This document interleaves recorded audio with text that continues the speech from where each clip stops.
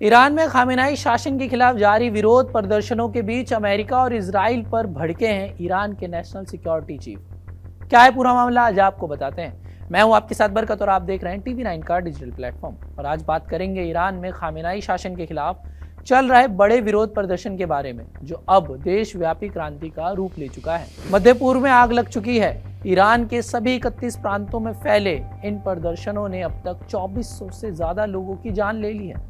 HRANA जैसे मानवाधिकार संगठनों के अनुसार हजारों गिरफ्तारियां हुई है और इंटरनेट ब्लैकआउट से दुनिया को सच्चाई छुपाने की कोशिश की जा रही है।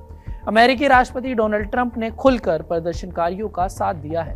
उन्होंने ट्रुथ सोशल पर लिखा, ईरानी देशभक्तों, विरोध जारी रखो, सरकारी संस्थानों पर कब्जा करो, हथियारों के नाम याद रखो, बड़ी कीमत चुकाएंगे, मदद रास्ते में है। इस पर ईरान की तरफ से तीखा जवाब आया है। सुप्रीम नेशनल सिक्योरिटी काउंसिल के सेक्रेटरी अली लारिजानी ने ट्रंप और इजरायली PM बेंजामिन नेतन्याहू को ईरानी लोगों के मुख्य हत्यारे के रूप में करार दिया है। दिसंबर 2025 के अंत में तेहरान के ग्रैंड बाजार से शुरू हुए ये प्रदर्शन आर्थिक संकट से निकलकर अब शासन विरोधी और रेजिम चेंज की मांग तक पहुंच गए हैं। स्लोगन जैसे death to the dictator, Khamenei के खिलाफ, डेथ टू खामेनेई और रजा पहलवी के समर्थन में नारे गूंज रहे हैं। ईरान में खामेनेई शासन के खिलाफ विरोध प्रदर्शनों के बीच देश के राष्ट्रीय सुरक्षा प्रमुख अली लारिजानी ने अमेरिका और इजराइल पर हमला बोला है। लारिजानी ने अमेरिकी राष्ट्रपति डोनाल्ड ट्रंप और इजराइल के प्रधानमंत्री बेंजामिन नेतन्याहू को ईरान के लोगों का मुख्य हत्यारा कहा।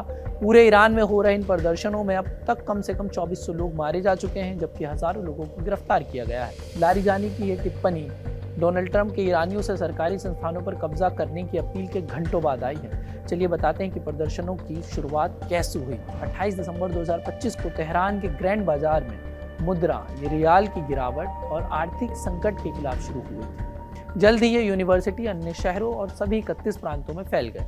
अब तक 187 शहरों और कस्बों में पुष्टि हुई है। वहीं मौत के आंकड़ों की बात की जाए तो कुछ रिपोर्ट्स के अनुसार 2000 से 5000 तक मौतें बताई जा रही है। खासकर 8 से 9 जनवरी के दौरान बड़े पैमाने पर नरसंहार हुआ है। शुरुआती दिनों में मौत का आंकड़ा कम था। जनवरी के पहले हफ्ते में 16 से 70 थे, लेकिन कहा जा रहा है कि इंटरनेट कट के बाद ये संख्या तेजी से बढ़ी है।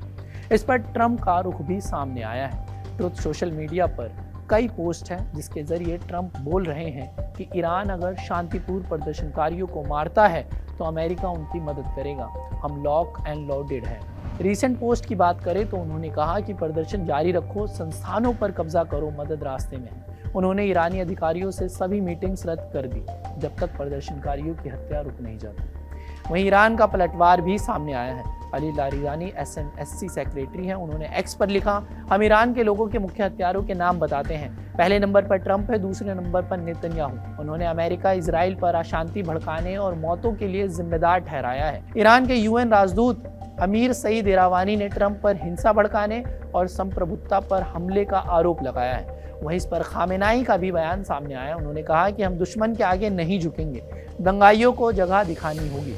सरकार का दावा है कि प्रदर्शन विदेशी ताकतों यानी कि अमेरिका, इजराइल द्वारा प्रायोजित है। सुरक्षा बलों पर हमले हो रहे हैं। कुछ महत्वपूर्ण बातें हैं जो आपको जाननी बेहद जरूरी है। इंटरनेट और टेलीकॉम ब्लैकआउट कर दिया गया है, जो कि 8 जनवरी से अब तक जारी है, ताकि मौतों की सच्चाई छुपाई जा सके, ऐसा कहा जा रहा है। इस पर रजा पहलवी ने खुद को अंतरिम लीडर के रूप में पेश किया है। अंतर्राष्ट्रीय प्रतिक्रिया भी सामने आई है। अमेरिका, इजराइल का रुख सख्त है। रूस ने विदेशी हस्तक्षेप की निंदा की है। प्रदर्शन जारी है, लेकिन क्रैकडाउन बहुत हिंसक है।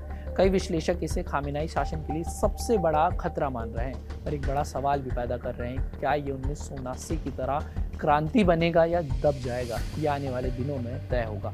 ये स्थिति बहुत तेजी से बदल रही है। ईरान में बड़ा बदलाव संभव है, लेकिन कीमत बहुत भारी पड़ रही है। आपको क्या लगता है, ईरान में तख्ता पलट होगा या नहीं? हमें कमेंट करके ज़रूर बताइएगा।